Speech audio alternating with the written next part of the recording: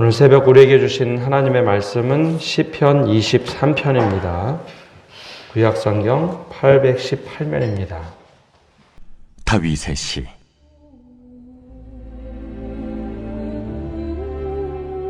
여호와는 나의 목자시니 내게 부족함이 없으리로다. 그가 나를 푸른 풀밭에 누이시며 쉴만한 물가로 인도하시는도다. 내 영혼을 소생시키시고 자기 이름을 위하여 의의 길로 인도하시는도다. 내가 사망의 음침한 골짜기로 다닐지라도 해를 두려워하지 않을 것은 주께서 나와 함께 하심이라. 주의 지팡이와 막대기가 나를 안위하시나이다. 주께서 내 원수의 목전에서 내게 상을 차려주시고 기름을 내 머리에 부으셨으니 내 잔이 넘치나이다. 내 평생에 선하심과 인자하심이 반드시 나를 따르리니 내가 여호와의 집에 영원히 살리로다. 오늘 새벽에도 하나님의 은혜가 우리와 함께하기를 축복합니다. 여호와는 나의 목자시니 내게 부족함이 없으리로다. 이것이 왕으로서 모든 것을 가지고 있던 다윗 왕의 최고의 고백이며 찬양입니다. 하나님께서 나의 목자시니 내가 부족함이 없다. 양과 목자라는 책을 쓴 분이 있습니다. 필립 켈러라는 분이 양과 목자라는 책을 썼는데요. 그분이 농업 또 토양학자, 생태학자로서 다양한 경험을 하고 나서 목자와 양의 관계가 과연 어떤 것인가, 직접 양을 키웠던 입장에서 이 시편 23편이 과연 어떤 의미일까 하는 아주 자세한 내용을 쓴 책이 있습니다. 그 책에 보면 양에 대한 동물 규정을 하는데요. 우리는 깨끗하다, 순하다, 양은 그런 동물로만 알고 있지만 실제로 양을 쳐보면 양이 생각보다 굉장히 고집스럽고 또 양이 겉으로 보기에는 깨끗해 보이지만 그것은 주인이 돌봐주었을 때만 깨끗하지 잘 돌봐주지 않으면 양의 이 모든 털에 흙이나 이물질이 많이 묻어서 살을 파고들 만큼 지저분해지고 쉽게 병에 걸린답니다. 또 양이라는 동물이 굉장히 겁이 많아서 보호해주지 않으면 사방으로 뛰어다니거나 아니면 주저앉아 버리는 양의 특성이 있다라고 얘기합니다.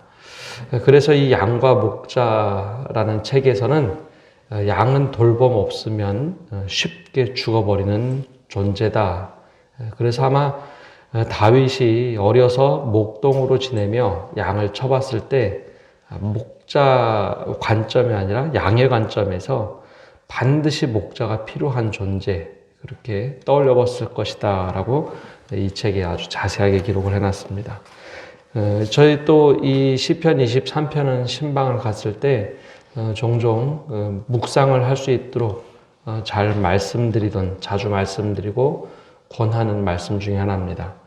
특별히 이 시편 23편은 계속 묵상하다 보면 특별히 마음이 우울하거나 굉장히 힘든 상태에서 이 말씀을 묵상하다 보면 하나님께서 지금도 나를 여전히 인도하시는구나 라는 것을 느끼는 시 중에 하나입니다. 시편 여호와는 나의 목자시니 내게 부족함이 없으리로다 라고 하셨던 첫 번째 고백은 이런 말입니다. 주님께서 나의 모든 것을 채워주시는 분. 조금 전에 말씀드렸던 것처럼 이 양들은 생각보다 굉장히 고집스럽습니다. 그리고 굉장히 예민해서 완전하게 보호된다라고 느끼지 않으면 절대 앉지 않는다고 합니다. 음식도 먹지 않고 바스락 소리만 나도 두려워서 막 뛰어다니는 동물. 그래서 목자가 반드시 양을 울타리 안에 두거나 목자들이 양 옆에 서서 지켜봐야지 그때 비로소 양들이 안심을 하고 눕는답니다. 그래서 우리나라에는 양치는 문화가 별로 없지만 외국의 양치는 문화를 보면 그 주변에 양을 돌보는 큰 개를 하나 갖다 놓죠. 그래서 양들이 어떻게 움직이는가, 또 어떤 곳으로 가도록 하는가, 개를 동원해서 양들을 돌봅니다. 그때 처음으로 고백하는 것, 그럼 목자가 양을 어떻게 돌볼까? 그것이 2절에 나오는데요. 그가 나를 푸른 풀밭에 누이시며 쉴 만한 물가로 인도하시는도다. 목자가 가장 양에게 중요하게 여기는 것, 또 양을 돌보는데 첫 번째 생각하는 것은 푸른 풀밭에 누이시고 쉴 만한 물가를 찾아가는 겁니다. 양떼 목장을 가끔 이제 가봅니다. 여러 곳에 양떼 목장 우리나라에 있는데요. 거기서 가보면 양들을 먹일 수 있는 목초지를 구분해 놓습니다. 양들이 시력도 좋지 않고 또 고집스러워서 한 곳에 양을 풀어놓으면 거기에 뿌리채, 염소처럼 뿌리채 이 풀들을 다 뜯어먹습니다. 그래서 한 곳에 오래 두면 거기에 풀이 더 이상 자라지 않습니다. 그래서 월요일 풀 뜯는 곳, 화요일, 수, 목, 금, 토 이렇게 돌아가면서 풀을 뜯도록 합니다. 그렇게 하지 않으면 완전히 다 모든 것을 뜯어먹죠. 근데 조금 전에 말씀드렸던 것처럼 양들은 너무 두려움이 많아서 내가 완벽하게 보호를 받는다라고만 느껴야 쉴 수 있고 물을 마신다고 합니다. 그래서 양을 물가로 가까이 갈 수 있는 것은 누구나 할 수 있지만 보호해주지 않으면 양들이 풀을 뜯지도 않고 물을 마시지도 않는다고 합니다. 아, 나를 누군가 완벽하게 지켜주고 있구나. 그 느낌을 받을 때 비로소 쉴 만한 물가에 가서 물을 마시고 풀을 뜯고 먹는다는 것이죠. 그래서 목자가 이것을 해주지 않으면 잘 보지 못하는 양들은 자기에게 준 음식 또한 다 뜯어먹어서 내일을 기약하지 못하는 존재. 그래서 이 시편 기자, 특별히 다윗은 하나님을 목자로 표현합니다. 하나님께서 오늘 나를 쉴 만한 물가로 인도하시는 분, 그리고 푸른 풀밭에 누이시는 분. 이것이 주님께서 우리에게 가장 먼저 하시는 일입니다. 영적인 꼴을 먹이시는 하나님, 그리고 우리가 쉴 수 있도록 인도하시는 분. 그래서 하나님의 사랑을 받는 사람들에게 시편에서는 종종 이렇게 얘기합니다. 하나님을 사랑하는 자들에게 잠을 주신다. 이게 아무것도 아닌 것 같은데요. 잠이나 안식을 주는 게 얼마나 중요한지, 이 불면증이 있으신 분들은 이게 얼마나 소중한지 종종 이야기를 합니다. 하나님께서 우리에게 제일 먼저 하시는 것은 영적인 꼴을 먹이시며 쉬도록 하시는 분이라는 겁니다. 가끔 잘못 생각하면 하나님은 우리에게 일을 시키고 내가 원하지 않는 일을 하도록 하시는 분이다라고 착각할 때가 있습니다. 하나님께서 나 꼭 원하지 않는데 나를 하필이면 꼭 이런 데 몰아넣고 일을 시키신다. 근데 하나님이 그러신 하나님이 아니라 먼저 우리에게 꼴을 먹이시고 안식하도록 하시고 우리에게 마실 물을 주시는 하나님, 우리에게 안식을 주시는 하나님이다라는 고백입니다. 이것이 모든 것을 다 누려봤던 다윗이 하나님께 고백하는 첫 번째 이야기입니다. 두 번째는 3절의 말씀처럼 내 영혼을 소생시키시고 자기 이름을 위하여 의의 길로 인도하시는 분입니다. 첫 번째도 인도하시고 두 번째도 인도하시는데 내 영혼을 소생시키시는 분. 우리가 첫 번째는 육신에 대한 모습을 이야기했다면 두 번째 이 시편 기자는 내 영혼을 만족시키시고 일으켜 세워주시는 분이다라는 고백을 하고 있습니다. 이 당시 영혼이라는 것은 단지 그 영에 대한 고백뿐만 아니라 마음과 함께 포함되는 말씀입니다. 내 영혼을 돌봐주시고 살아나도록 하시는 분. 사실 이 시편 대부분의 기록이 될 때는 원수들에게 쫓겼던 상황들이 참 많습니다.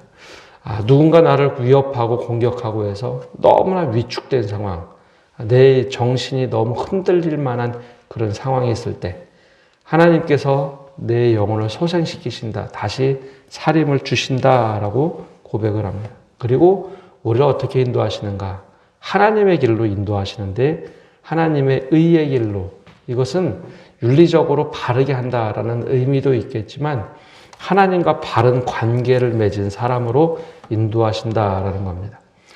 양들이 주인의 목소리를 듣는다라고 하죠. 그래서 실제로 그 양떼 목장 같은 데 가면 주인이 크게 소리를 지르면 양들이 막 왔다 갔다 합니다. 특별히 밥을 주는 것, 목초를 주면은, 건초를 주면 양들이 와서 막 음식을 먹죠. 주인이 말하는 그 소리를 듣고 움직이기 시작합니다.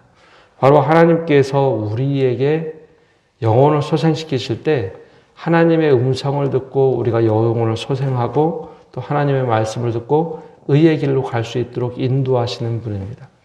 때로는 의의 길로 잘 가지 못하면 하나님께서는 그 길을 막으시고 이쪽으로 가라, 이쪽으로 가라. 두두두 하면서 치시며 하나님께서 원하시는 길을 가도록 끊임없이 우리의 길을 열어가시는 분입니다. 그래서 이 다윗이 고백하는 것, 다윗은 실제로 자신의 길을 스스로 만들어가는 사람들 아닙니까? 왕은 왕의 길을 만들어가는 사람입니다. 내가 원하는 대로 할 수 있지만 그가 고백하는 것은 내가 원하는 길이 아니라 주님께서 원하시는 길을 가는 것, 이것이 바로 내 정체성이구나 라는 고백을 합니다. 왜냐하면 주님께서 원하시는 길을 가면 절대로 틀림이 없기 때문입니다. 그래서 이 끊임없이 하나님께서 나를 어떤 길로 인도하시는가, 주님의 도가 무엇인가, 주님의 길이 무엇인가, 이 고민을 하면서 주님의 인도하심 따라서 내가 살겠습니다 라는 고백을 하고 있습니다. 근데 그때 특이한 것은 주님의 길이면 평탄한 길이라 라고 우리가 생각을 하지 않습니까? 하나님께서 인도하시면 완벽한 길을 가야 된다. 우리가 당연히 그렇게 생각을 하는데 그 다음 고백은 조금 다릅니다. 4절에 내가 사망의 음침한 골짜기로 다닐지라도 해를 두려워하지 않을 것은 주께서 나와 함께 하심이라. 주의 지팡이와 막대기가 나를 안위하시나이다.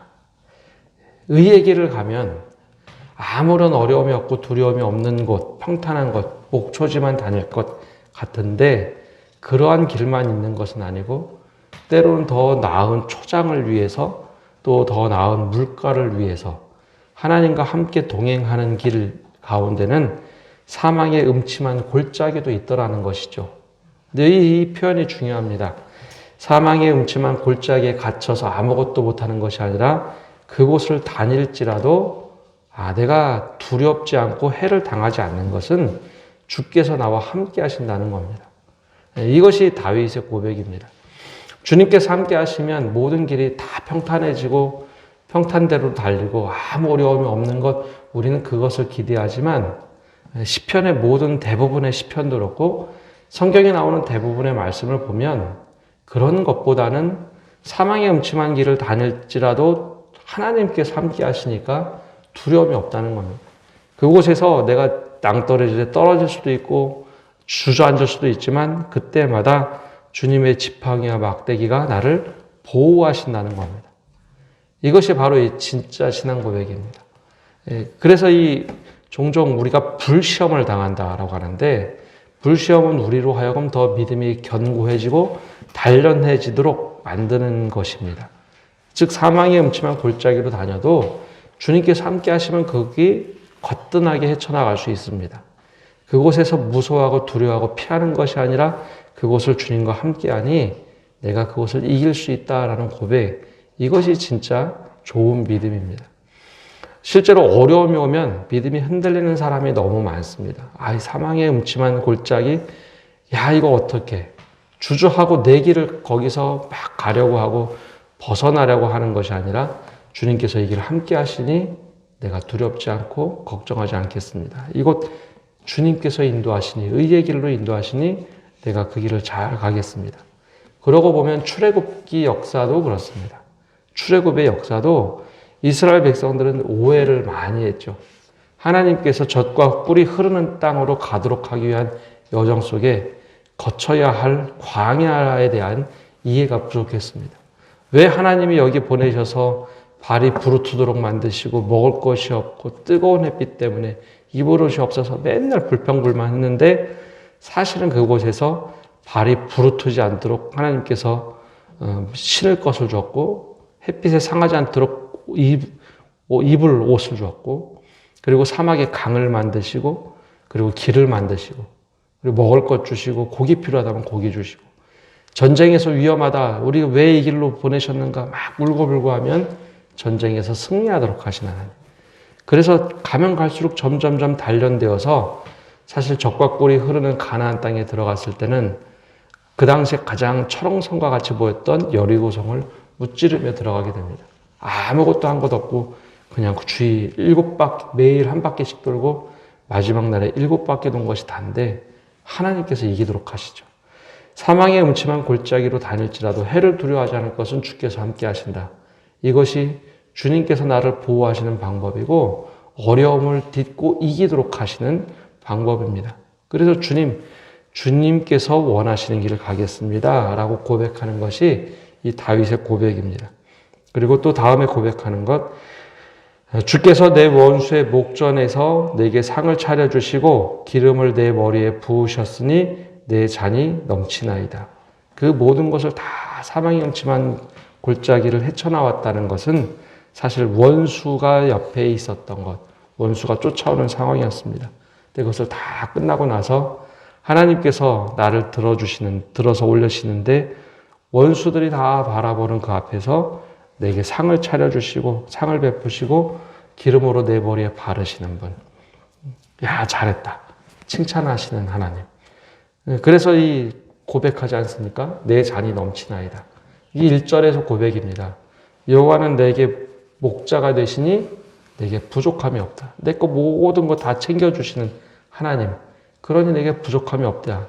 근데 이제 5절에는 내 잔이 넘칠 만큼 내게 상을 베푸시고 또 내 머리에 기름을 부으시는 분. 근데 실제 양에게 기름을 붓는다. 이게 과연 가능한 것인가 라고 하는데요. 양과 목자라는 책을 보면 실제로 양에게 이 기름을 붓는 경우가 많답니다. 양들이 겉으로 보기에는 깨끗한 동물처럼 보이지만 땅에 풀을 먹고 하다 보면 이 입 주변에 상처가 많이 난다고 합니다. 그러면 벌레들, 파리들이 이렇게 많이 꼬인다고 해요. 그러니 여기 잘 돌봐주지 않으면 여기 염증도 생기고 파리들이 자꾸 꼬이고 냄새가 나면 그러면 양들이 이거 싫어가지고 막 고개를 젓다가 막 갑자기 내달릴 때가 있답니다. 이거 싫어가지고.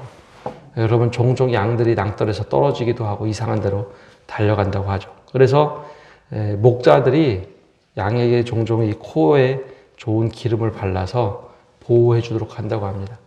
바로 축복해주고 잘 돌봐주는 것, 그 결과로 내 머리에 기름을 부으시는 하나님이다 라고 고백을 하죠.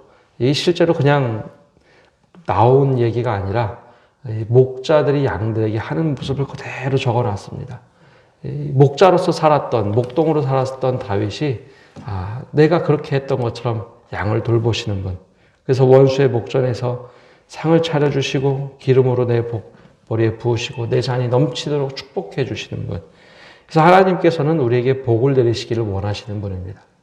그래서 존중히 여겨주시는 분. 그래서 이 시편 기자 마지막에 고백을 합니다. 이제 주어가 나로 바뀌죠.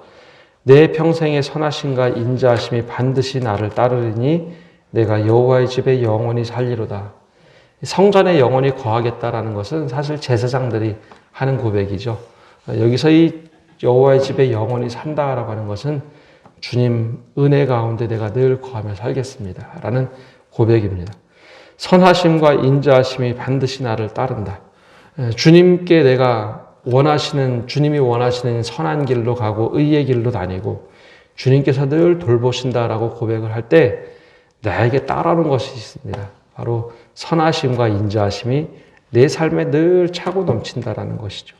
그래서 이 다윗이 내가 내 성에 거하겠습니다. 내가 다윗 성에 거해서 떵떵거리고 살겠습니다가 아니라 주님 품 안에 늘 거하며 살겠습니다. 주님의 이름 높이겠습니다 라는 고백이 시편 23편입니다. 나를 돌봐주시는 분, 목자 되신 하나님. 그것이 바로 우리의 고백이 되어야 합니다. 오늘도 주님께서 나를 인도하시면 내가 주님과 동행하겠습니다. 그 고백을 가지고 살 때 주님께서 또 우리를 선하신 길로 인도하시고 주님 품 안에 늘 두실 겁니다. 이 고백을 가지고 살아갈 때 주님, 오늘도 주님 안에 거하겠습니다. 나의 목자가 되어 주십시오. 또 주님께서 선하게 인도하시면 내가 주님과 함께 동행하겠습니다. 이 고백 속에 기도하시는 여러분 되시기를 바랍니다. 기도하겠습니다. 나의 목자가 되셔서 우리를 주님의 의의 길로 인도하시고 선한 길로 인도하시는 주님, 늘 우리가 주님과 함께 동행하게 하여 주옵소서. 우리의 부족한 것을 모두 채워주시고 우리의 삶을 주님께서 인도하시는 길을 가게 하여 주옵소서. 요즘에 많은 사람들이 어려움을 당하고 있습니다. 주님, 그때 바로 이때 우리가 사망의 음침한 골짜기로 다닐지라도 해를 두려워하지 아니하고 주님의 지팡이와 막대기로 우리를 보호하실 때 주님, 우리가 주님과 함께 동행하며 살아가겠습니다 고백하며 살아가는 저희 되도록 은혜 내려 주시옵소서. 우리의 필요를 따라 공급하시는 주님, 더욱더 주님의 은혜를 구하며 살게 하여 주옵소서. 그리고 또한 주님께서 인도하시는 길 곁눈질하지 않게 하시고 다른 것 보지 않고 주님과 함께 동행하게 하여 주옵소서. 그래야 다윗의 고백처럼 우리가 영원히 주의 집에 거하겠습니다. 이 고백이 우리의 고백이 되게 하시고 주님과 더불어 살아가는 저희 되도록 축복하여 주옵소서. 늘 주님께서 함께 하심을 구합니다. 우리의 삶을 하루하루 매 순간순간마다 지켜 보호하시고 인도하여 주옵소서. 이 모든 말씀 예수님의 이름으로 기도합니다. 아멘.